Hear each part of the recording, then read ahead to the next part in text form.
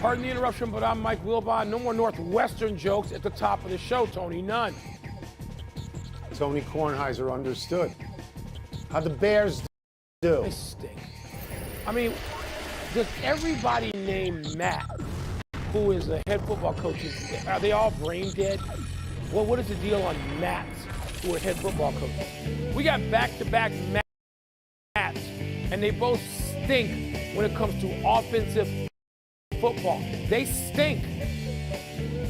And the guy in Charlotte ain't good either. On this after 4 games. 4 games, you got the guy stinking. Welcome to PTI, boys and girls. In today's episode, the Eagles are 4-0. The Dak-less Cowboys win again. The Mets get swept. But we begin today with the Buffalo Bills coming back from a 20-3 deficit and beating Baltimore in Baltimore on a last-second field goal, 23-20. With 4 minutes to go and the score tied at 20, Baltimore coach John Harbaugh declined to take a 19-yard field goal. Went for the touchdown from the 2-yard line. Lamar Jackson was intercepted. Ravens ended up losing by 3. Wilbon, you pinning this loss on Harbaugh? No. I'm going to pin it on the Ravens. This is the second time they've, blown a 17-point lead, Tony. They don't play well at home. I think they've lost a couple, and going back to last year, like 3 or 4 straight at home. I don't understand that. But no, I'm not. No. I don't need to blame anybody. As I told you earlier this morning on your podcast, I didn't go red zone on that game. That was the game of the day for me. I watched that whole game. And I didn't like the play called down there when you got Lamar Jackson. And so, but I thought going for the touchdown from the 2 then, in that context, was the right move, Tony. I thought it said it, on my text chain. I'm going back and forth with people saying, kick the field goal. Like, no, go for the touchdown here when you got that dynamic quarterback. It didn't work. I know it's a results-based business. I'm going to give some credit to Buffalo. Right. And I'm not going to say that Harbaugh should be, fired or even put in jail because of the call he made. So I generally like when people go for it, but when you miss it, there's an accounting. Yes. You have to say, this is what happened, and maybe I made the wrong call. I think if you get the field goal there, it changes the way Buffalo plays. There is a psychological difference playing in a tie game with really nothing to lose and playing when you're behind and having to get down the field and having to get a field goal to tie. So I might have gone the other way on that. Baltimore has now blown 2 games at home. They should be 4-0. Yep. And they are 2-2. And sometimes you can't make up these losses. Last year, I think I have this right, I think they started 8-3, and they lost 6 in a row, 5 of which, Mike, were decided by 3 points or fewer, and 2 of which, I believe, Harbaugh went for the win and didn't go for the tie. Lamar Jackson was hurting out most of those, so I there's a history there. Yeah. I'm not going to be tremendously critical of John Harbaugh because he's won a Super Bowl. I mean, you win a Super Bowl, you get the right to make choices like this. I will say this, though. Buffalo should feel great today. Buffalo and Kansas City. They lost last week. They went on the road this week against good teams. Tough opponents, yes. Tampa Bay and Baltimore. Good teams. And they won those games. They reestablished themselves as the best teams in the AFC. They did. Tony, they should no feel question. Great. Yeah. Over in the NFC East, the Giants beat the Bears. I'm upset about that. And the Eagles and Cowboys continue to roll. Philly's the league's only 4-0 team after coming back from 14 down to beat the Jaguars.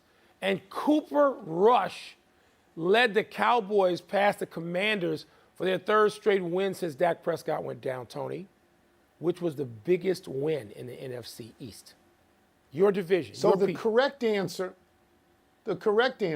is the Eagles had the biggest win. What? Because they stand alone in the league in terms of being undefeated. Yeah. They're 4-0. They came back, as you say, from 14 down and outscored Jacksonville, a pretty good team, 29-7 after that. They hounded Trevor Lawrence into 4 fumbles and an interception. So what my head tells me is that it's the Eagles. But, Mike, I'm going to be honest, in my heart, I feel it's the Cowboys. Yeah. I feel it's Cooper Rush now going 3-0 with that particular squad. And I understand that they haven't beaten great teams. On Monday night, Giants weren't a great team. Washington is a terrible team. But their division games, they tend to be closer. Look, everybody said the same thing, Mike.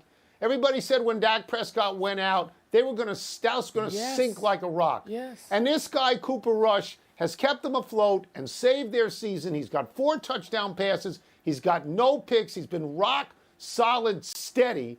So in my heart, it's the Cowboys doing that. Tony, it is the Cowboys. The answer to the question is the Cowboys. And that defense, by the way, which continues to be stellar.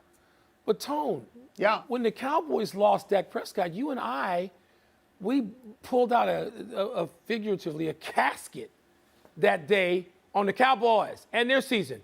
We pronounced them dead. R.I.P. Cowboys. Right. And this guy has won these games. And now they don't have to rush Dak Prescott back in there. He can sit at least 1 week. And so that's the deal. I mean, I think it's the Cowboys, Tone. Look, if I was doing a power ranking, and I told you this morning on your podcast about this too, the Eagles would be 1 for me. I know the AFC may be tougher. That's not the question. Best team in the league, rank them, starting with 1. Philadelphia Eagles, 1. And so I'm not going to try to diminish what they did against the Jaguars, Tone.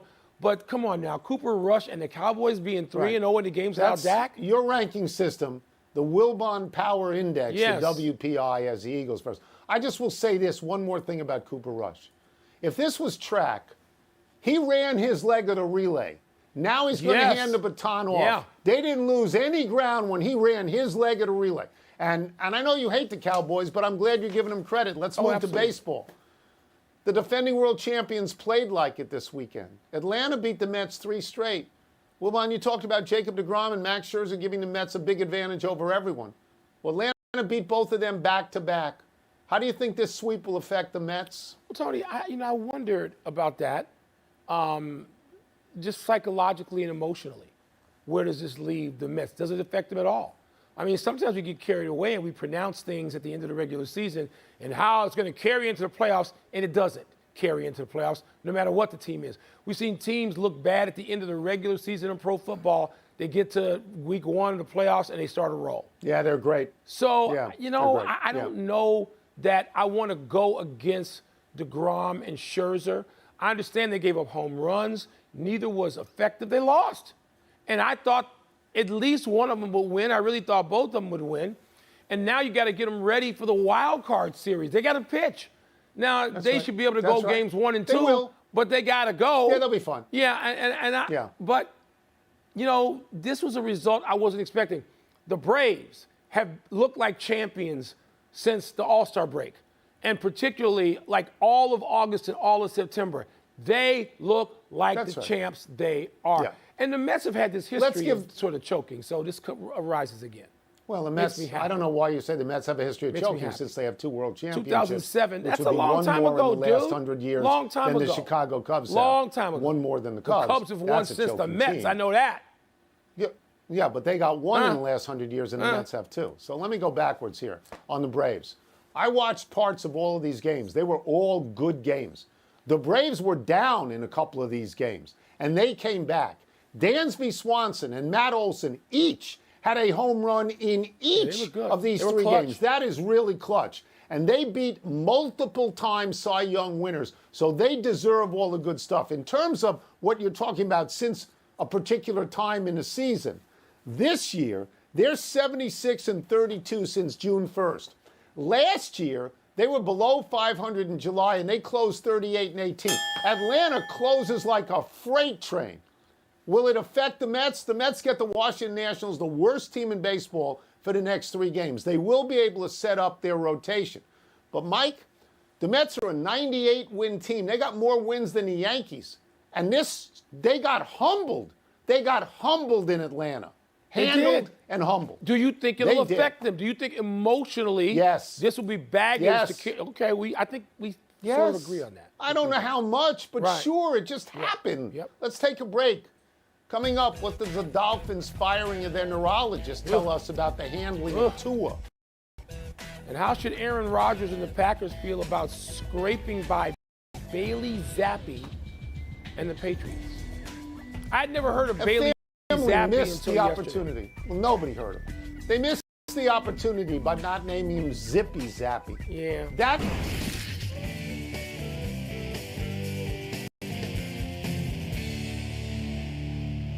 Time to find out what's moving the multitudes. Let me see what's first here. Let's get the top one.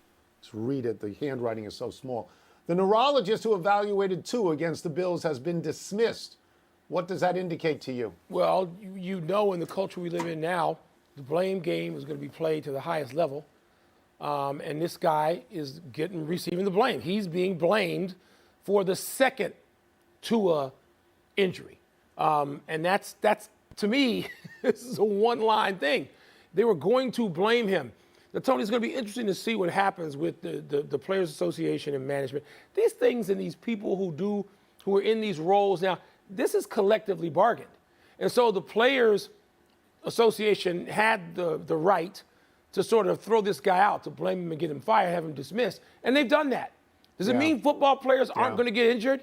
I mean, you do the best you can, and I don't know if this is the best they could do or not. But if people think the players aren't going to be injured and there aren't going to be on-field things that look awful, they're sadly mistaken. As I often say when this happens, then go play golf, damn it. Not that you do the best you can, and you play football, and people are going to get injured. Sometimes bad. Yeah, there was a clamor to get rid of somebody, and they threw this guy off the back of the train. It's as simple as that. I hope he's not being a scapegoat here. I hope there's sufficient evidence. But I'll say this, Mike. I'm not a medical doctor, and I don't know what the protocol is, and I don't know what is said in the tent. I don't know what is said. Right. And I'm pretty sure nobody at ESPN or Fox or NBC or CBS knows what's being said either. But there was just a howling to get rid of somebody. Yeah. And that's what happened. And let's see, what happens when somebody gets hurt next week? And it can even be the same circumstance. What are you going to do? You going to fire that person too? How should the Packers feel about their overtime win over the Patriots? See, there's one key word in that question, only one that matters: win. They won the game. I mean, you know, the Packers aren't the 2007 Patriots or the 85 Bears. They're not that. They're not going to run. They lost the opener. They're not going to go 15-2 now. They're not. They're not that great. They won a game at home. They should be relieved. Rodgers can tell everybody, all the cheeseheads, to relax. And they go about their business. They won a game in the National Football League. They should feel pretty good while trying to be better the next week. Yeah, so the Patriots, who aren't a good team, really pounded Aaron Rodgers in the first half. Aaron Rodgers had a rating of 11.2. That's the worst rating he's ever had in a half in his entire career. He threw a pick six, only his fourth pick six. You know, they won the game, you're right, but on the other side, somebody named Zappy is moving the chains. Yeah. Somebody nobody ever heard of is moving the chains, and that goes to overtime. They're 3-1, and they haven't looked good. Now, they got a soft spot coming up. They got the Giants, the Jets, and Washington, and maybe they'll be all right in the same way we think the Mets may be all right, you know, the next time. But the Packers have to look at themselves right now and think, this isn't as smooth as we thought it was going to be. Well, Aaron Rodgers said that. He said this is not sustainable. And there's going to be and should be that sort of self-examination and criticism because people are getting paid a lot of money, and in Green Bay they expect to win. Although, you know, again, dynasty of one, I mean, it's not like Rodgers has won 5 or 6 of these things, even on some really good teams that have gotten close. The Packers are fine. Can I say it for him since he's not here? Relax. Last one. Is it too soon for the Steelers to start Kenny Pickett over Mitch Trubisky? No. I mean, neither one of these guys is Terry Bradshaw or Ben Roethlisberger. You put them out there, they got a couple of quarterbacks. Maybe they have one, maybe they have none.